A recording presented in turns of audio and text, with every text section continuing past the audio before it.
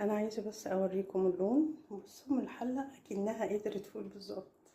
يعني انا عملتها اكنها قدرت فول بالظبط. دي الحله الضغط. تمام. طبعا الاضاءه مظلومه عندي نهائي. شوفوا اللون الكهرماني الجميل، شوفوا عاملين ازاي.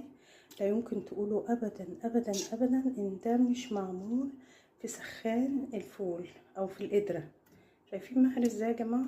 ولونه طبعا تحفه. الحاجة الوحيدة اللي انا نسيت بس اصورها لكم ان قرب السوا بحط بس نص معلقة شاي. مش شاي طبعا، قصدي مع المعلقة ذات نفسها كركم علشان يديني لون كمان فاتح. والله العظيم لو جربتوه بالطريقة دي لا يمكن هتقدروا تاكلوا فول الشارع ده تاني ابدا ابدا ابدا. شوفوا الجمال.